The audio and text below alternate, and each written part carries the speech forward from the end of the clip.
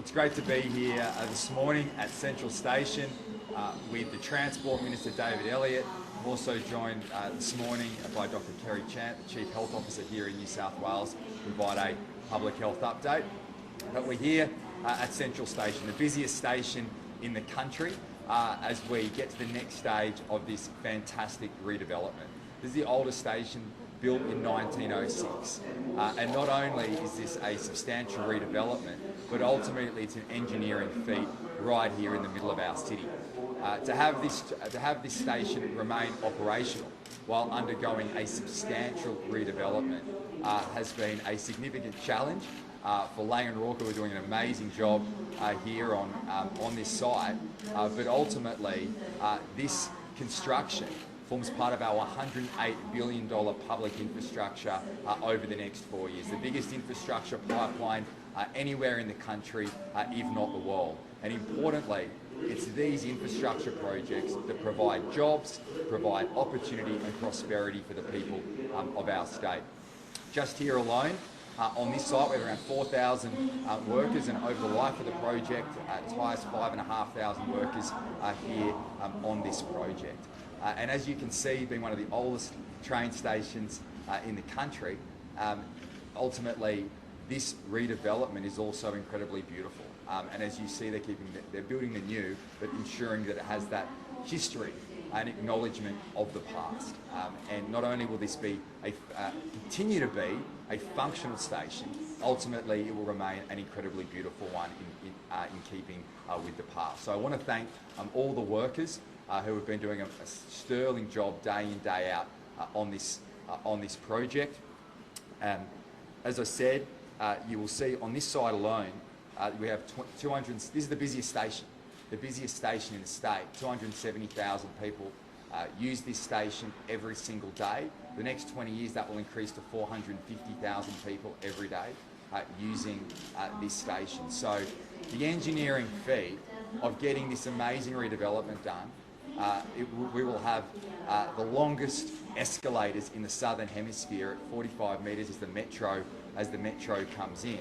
But this just should, I guess, have us reflect on the substantial infrastructure investment that is going on in this state. And New South Wales is on the way up, and these projects don't just create jobs, but they transform lives. We're not just building for today, we are building for the future. And projects like this, our substantial transport infrastructure program, $70 billion of transport infrastructure over the next 4 years, ensures that people can get to work faster and home quicker. And that's what these projects are all about. They've been driving our economic growth prior to the pandemic. You look at the foundations in this state and what's kept New South Wales going through the pandemic. Construction has played a core role in doing that. It's added about half percentage point to our economic growth before the pandemic began. Hundreds of thousands of jobs off the back of it. And during this difficult time, the foundations that have been laid in this state with our infrastructure investment, cranes over the skies everywhere. When we came to office in 2011, the previous Labor government had about 3 cranes in the sky across our state. What we are creating here is an infrastructure revolution in our state. Which is driving jobs growth and will ensure at the end greater opportunity and prosperity for generations to come. And that's exactly what we're seeing from the city to the bush. And I know just with that $70 billion transport infrastructure investment, that's 130,000 jobs in transport projects alone from the state government. So these are big numbers, but behind every one of those numbers is a family trying to get ahead. And these projects create jobs, provide opportunities for people right across our state.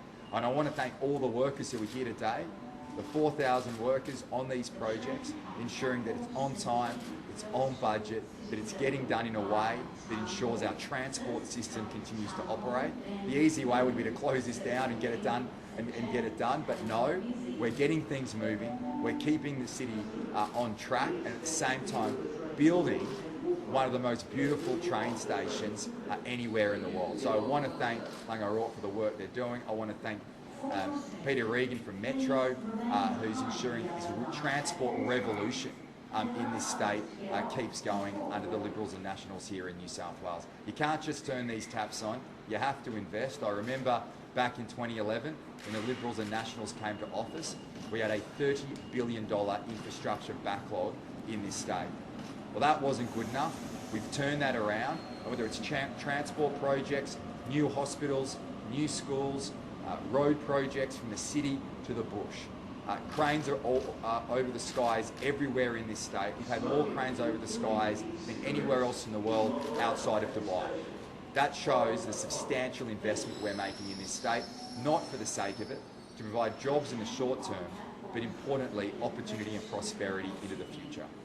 Just before I pass to Dr. Chan, who will provide a public health update, I do want to reiterate the importance of the booster shot. We've been saying that day in, day out. It's pleasing to see that number is increasing, kicking close to 49% of the eligible population who have now received the booster shot.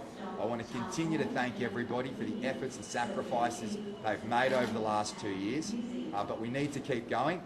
Those efforts ensure that our hospitalisations and ICUs continue to fall. We know the evidence is very clear, not just here and around the country, but around the world. The vaccinations and booster shots make a real difference in ensuring that if you get COVID, your symptoms will be less severe. They are facts, they are undisputed, and that's why the effort needs to continue. Our 40 hubs have substantial capacity for you to go and make an appointment and get that booster shot. In addition, our pharmacies and our GPs. So, as I've said before, it's been 3 months since your second dose vaccination. Please go and make an appointment for your booster shot. If it's been 4 to 6 weeks since you've had COVID, please go and make an appointment to get a booster shot. It will keep you safe as we move through this next phase. But as we're seeing today, so many green shoots right across our state. We continue to lead the way out of this pandemic here in New South Wales. We continue to get the economy moving. We continue to have substantial capacity in our health system. That's because we've invested over the last 10 years in government, particularly at the outset of this pandemic as well, to increase that capacity. But we couldn't be doing this without the efforts and sacrifice of everybody across our state. So I continue to thank you for everything you've done. And please, if you haven't made that booster appointment, please go and do so. Now I'm going to pass to Dr. Chant, who'll give a public health update for the day, and then Minister Elliott will tell you how great this project is going to be for everybody across Sydney. Thanks.